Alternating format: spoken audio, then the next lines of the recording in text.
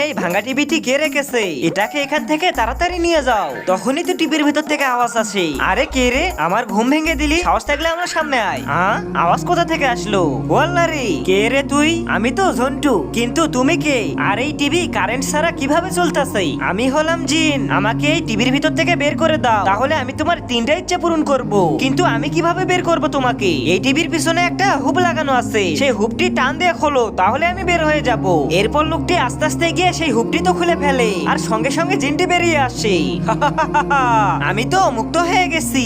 দাও এখন আমার পুরস্কার দাও। একটা দেবো না, তিনটা দেবো। চল আমার পিছনে। এই যে নাও তোমার তিনটা পুরস্কার। কি আছে এই পোটলাগুলোর ভিতরে? খুলে দেখি তো। বীজ। এই বীজ দিয়ে কি হবে?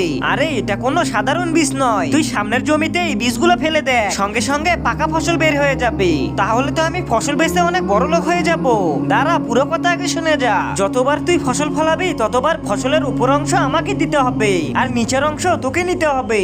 আরে ফসলের উপরের অংশই তো সব ফসল থাকে। আচ্ছা বেটা দাঁড়া, তোর চালাকি আমি বের করতেছি। তুই যদি জিন হস তাহলে আমিও মানুষ। এরপর লোকটি জমিতে ফসল ফলাতে যায়। এই জমিটাই তো ঠিক আছে, এখানে বীজগুলো ছড়িয়ে দেই, আর সঙ্গে সঙ্গে জমিতে তো ফসল উঠে যায়। আরে বাহ, আমার ফসল তো দেখি খুব তাড়াতাড়ি হয়ে গেল। কি ফসল হয়েছে? আরে হ্যাঁ, তোমার তো জাদু কাজ করেছে। এই তো ফসল হয়ে গেছে।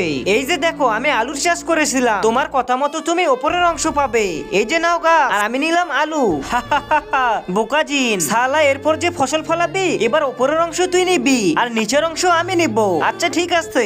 এবার লোকটি গিয়ে তো জাদুই গমের বীজ ছিটিয়ে দেয়, আর কয়েক সেকেন্ডের মধ্যে গম চাষ হয়ে তো গম পেকেও যায়। আরে এটা কি?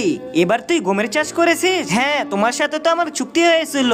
এবার তুমি নিচের অংশ নেবে, আর আমি উপরের অংশ। আর এখন আমি এই উপরের গমগুলো নেব, আর তুমি নিচের ঘাস আর খড়গুলো নেবে।